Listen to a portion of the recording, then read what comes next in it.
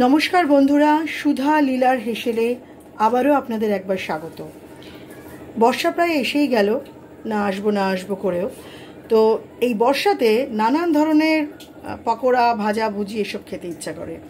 তো পেঁয়াজি আলুর চপ তো আমরা অনেকভাবেই খেয়েছি, অনেক দিন ধরেই পেঁয়াজি খাই, আলুর চপ খাই, এসব খাই। তো আজকে যেটা আমি করব সেটা হচ্ছে পেঁয়াজি, কিন্তু একটু অন্যরকমভাবে। তার আগে আপনাদের কাছে আমি ক্ষমা প্রার্থী, আমার রান্নাঘর খুব ছোট্ট, ভীষণ কষ্ট করে আপনাদের দেখাতে হয়, কিন্তু আমার রান্নাঘরটা কিন্তু খুব ক্লিন। আর জিনিসপত্র আমি যেগুলো করি সেটাও খুব, উপকরণ একদম রান্নাঘরের সব ঠিকঠাক যা যা লাগে আমি সেটাই দেখাই। খালি আপনাদের হয়তো একটু কষ্ট হয়, আমার রান্নাঘরটা খুব ক্লামজি। তো এই যে আমি পেঁয়াজ পাকোড়া করব, পেঁয়াজ পাকোড়ার জন্য আমার লাগবে পেঁয়াজ। আমি এখানে আড়াইখানা পেঁয়াজ, দেখছেন তো কিভাবে স্লাইস করে কেটে নিয়েছি। আমার লাগবে আলু। আমি এখানে একটা মাঝারি সাইজের আলু নিয়েছি আর একটা মাঝারি সাইজের মিষ্টি আলু নিয়েছি, দুটোই আমি সেদ্ধ করে নিয়েছি। মশলার জন্য আমার এখানে লাগছে আমচুর। আমি চিলি ফ্লেক্স নেই বলে আমি একই কাজ করে শুকনো লঙ্কাটাকে একটু হালকা ড্রাই রোস্ট করে আমি কুচিয়ে নিয়েছি, কেটে নিয়েছি। চাট মশলা নিয়েছি, আর এখানে নিয়েছি বেসিক কিছু মশলা, জিরে গুঁড়ো, ধনে গুঁড়ো, শুকনো লঙ্কা গুঁড়ো নিয়েছি, আমি মেথি নিয়েছি, আমি সর্ষে নিয়েছি, আমি কারি পাত্তা, আর এখানে আছে চাল গুঁড়ো। তো প্রথমে আমি এই আলুটাকে মেখে নেব। আলুটাকে আমি কি দিয়ে মাখবো আপনাদেরকে বলে দিই। আলুটাকে প্রথমে আমি একটা ফ্রাই প্যানে এখন তেল নেব, সাদা তেল বা সর্ষের তেল যে কোনোটাই নিতে পারেন।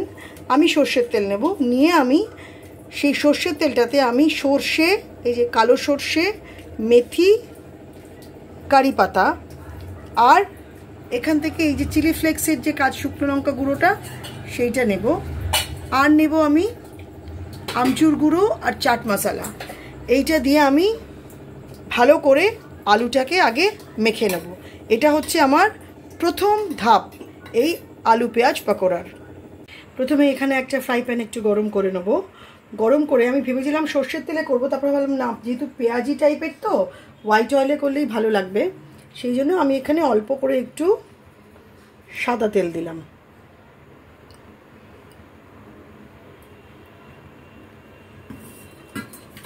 এবার সাদা তেলটাকে আমি একটু গরম করব।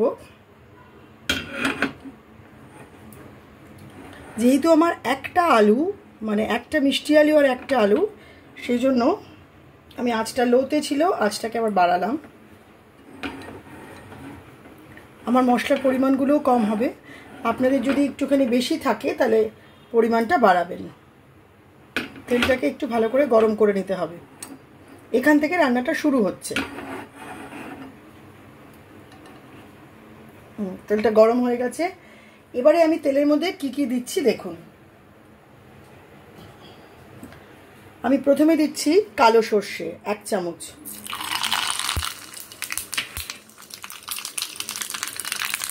তারপর দিচ্ছি আমি মেথি 1 চামচ। আঁচটাকে আবার কমিয়ে দিলাম।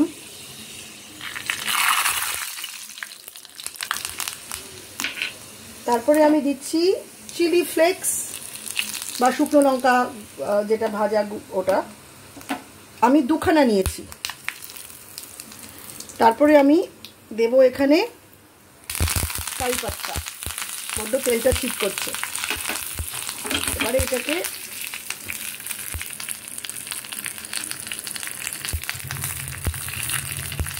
একটু এরমভাবে নাড়িয়ে নেব।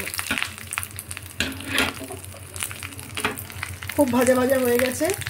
এবারে এটাকে আমি আলুর মধ্যে ছেড়ে দেবো।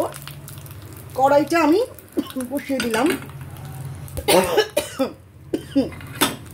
শুকনো লঙ্কাটা খুব, এই আলুটাতে আমি এটা দিয়ে দিলাম। আলুটা আমি এটা দিয়ে ভালো করে মাখবো, যে লেগে আছে এগুলো আমি দিয়ে দেবো এখানে। সর্ষে, কারি পাতা, শুকনো লঙ্কা, এটা দিয়ে ভালো করে আমি আলুটাকে মাখবো। আর এখন আমি অবশ্যই করে নুন দেব। এদিকে কড়াটা গরম হচ্ছে, এখানে আমি তেল দেবো। এখানে আপনাদেরকে আরেকবার দেখিয়ে দিই।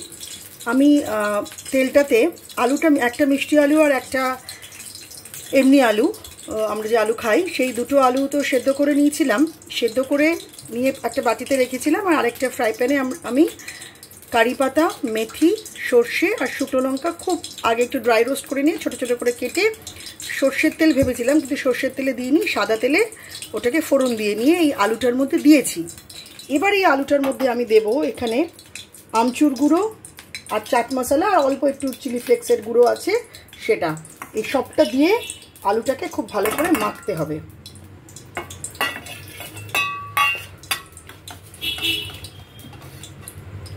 আসলে আমি এক হাতে ভিডিও নিয়ে আর আরেক হাতে মোবাইল নিয়ে আরেক হাতে এটা করি, তাই হয়তো আপনাদের একটু দেখতে অসুবিধা হতে পারে, একটু প্লিজ অ্যাডজাস্ট করবেন।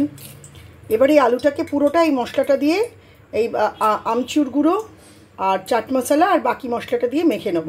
ততক্ষণ আমার কড়াইতে আরেকটা কড়াইতে তেল দেওয়া আছে, তেলটা গরম হচ্ছে। আগে এটাকে খুব ভালো করে মেখে নেব। নুনও আমি দিয়ে দিয়েছি, নুনটা আপনারা আপনাদের পরিমাণ মতো দেবেন।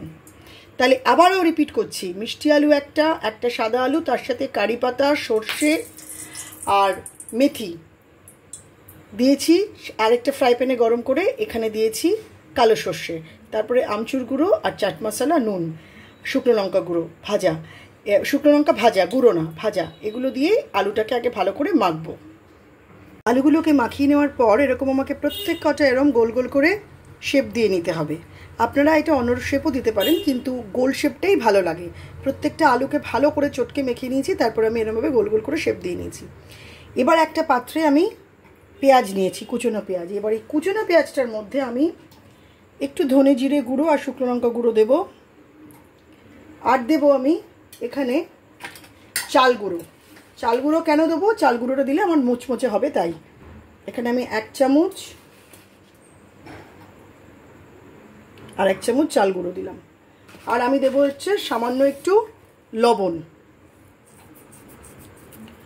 দিয়ে এটাকে একটুখানি ভালো করে মিশিয়ে নেবেন। ধনে জিরে শুকনো লঙ্কা গুঁড়ো আর একটু লবণ আর চাল গুঁড়ো, ঠিক আছে? এটা দেওয়ার পরে আমি আসছি আমার পরের ধাপটাতে। ভালো করে পেঁয়াজগুলোর সাথে যেন মেখে নেয়, তারপরে আমি আমার এর পরের ধাপটায় আসছি। আচ্ছা, ওই যে পেঁয়াজটা রেখেছিলাম, ওই পেঁয়াজটার মধ্যে তো আমি চাল গুঁড়ো দিয়েছিলাম, ধনে জিরে গুঁড়ো দিয়েছিলাম আর নুন দিয়েছিলাম। সামান্য একটু জল দেবেন যাতে পেঁয়াজটাতে মেখে মেখে থাকে। তারপরে প্রত্যেকটাই আলুর ওই গোল্লাগুলোকে নিয়ে নিয়ে ওই পেঁয়াজের মধ্যে এরম এরম করে লাগিয়ে নিতে হবে। কিভাবে আমি দেখাচ্ছি।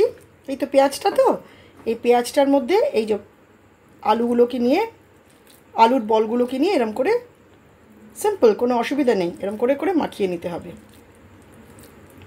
একটু জল দিয়ে নেবেন পেঁয়াজটা, ওই চালের গুঁড়ো আর পেঁয়াজের মধ্যে সামান্য একটু জল দেবেন, খুব বেশি না, অল্প দিয়ে বেশি বেশি করে পেঁয়াজ দিয়ে এটাকে এরমভাবে লাগিয়ে নেবেন।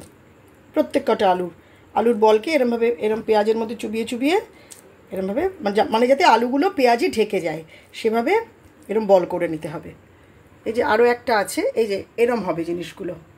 আমি আবার দেখাচ্ছি, দেখুন এই তো আলুর বলটা, এই আলুর বলটার সাথে এরমভাবে পেঁয়াজগুলোকে এরমভাবে বল করে নিতে হবে, চিপকাতে হবে। খুলে যাবে আবার নেবেন, খুলে যাবে আবার নেবেন, যেই পড়ে যাবে একটু তখন আবার নেবেন, কোনো অসুবিধা নেই, পড়ে যেতেই পারে। আবার একটু বেশি বেশি করে নিয়ে নেবেন।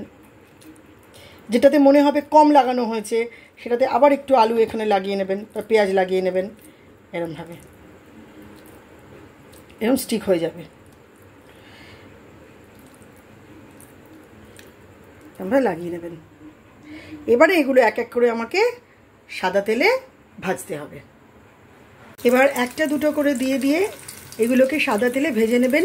বেশি অনেকগুলো দেবেন না, আর যেহেতু চালের গুঁড়ো আছে ওপরটা মুচমুচে লাগবে, ভেতরটা নরম লাগবে। আস্তে আস্তে করে প্রথমে একটু আঁচটাকে বাড়িয়ে নেবেন, তারপরে আঁচটা একদম মিডিয়াম টু লোতে করে একটা বা দুটো এরম করে করে ভেজে তুলে নেবেন। এই পিঠোপিঠটা খুব আস্তে আস্তে করবেন যাতে ভেঙে না যায়। এই যে একদিকটা যখন ভাজা হয়ে যাবে তখন আবার আরেকটা দিক একটু হতে দেবেন, এরকমভাবে কালারটা আসবে, এরকম কালারটা আসবে, ঠিক আছে? এরকম কালারটা আসবে। এরকম একটা দিক হয়ে গেলে আবার আরেকটা দিক সফটলি খুব আস্তে করে উল্টে দেবেন। হয়ে গেল আমার আলু পেঁয়াজ পাকোড়া। এবারে এখন এখানে একটা কথা বলার আছে আপনাদের। আপনারা যখন প্রথমে পেঁয়াজটা দিয়ে আলুটা দিয়ে যখন কড়াইতে দেবেন তখন কিন্তু যেহেতু পেঁয়াজটা তো আলগাভাবে লাগানো, আলুর সাথে কয়েকটা পেঁয়াজ ছেড়ে যেতে পারে, বেশ কয়েকটা পেঁয়াজ ছাড়তে পারে। কড়াই একটু পেঁয়াজগুলো ছেড়ে যাওয়ার পরে দেখবেন কড়াইটা একটুখানি কালো কালো হচ্ছে পেঁয়াজের গুঁড়োগুলোতে। তখন কি করবেন, একটা আলাদা কোনো খুন্তি দিয়ে পেঁয়াজের ওই যেই পেঁয়াজগুলো পুড়ে গেছে সেগুলোকে সাইড দিয়ে ফেলে দেবেন। তারপরে যেরকম আমার দেখুন এখানে কড়াইটা আপনাদের দেখাই, দেখতে পাচ্ছেন তো কী অবস্থা। তো এগুলোকে আমি সাইডে ফেলে দিয়েছিলাম। আবার পরে হয়েছে, তারপরে আবার ফ্রেশ মানে ওই একই তেল থাকবে, তেল পাল্টাবেন না। শুধু যখন পেঁয়াজগুলো একটু পুড়ে পুড়ে যাবে সেই পেঁয়াজগুলোকে এই এরকম ছান্তাপ মতো এরকম হাতা দিয়ে পেঁয়াজগুলোকে ফেলে দিয়ে তারপরে আবার নতুন পেঁয়াজের পাকোড়াটা তেলে দেবেন। এটা অবশ্যই খান প্রত্যেক দিন। পেঁয়াজি তো আমরা অনেকভাবেই খাই, কিন্তু এইটা পেঁয়াজি তো অনেকবার খেয়েওছি, কিন্তু এইটা একবার খান যেরম যেরম মশলা দিয়ে আমি দেখালাম, দেখবেন ভীষণ ভালো লাগবে। আর অবশ্যই এর সাথে কিন্তু চাটা নিতে ভুলবেন না, নাহলে কিন্তু জমবে না।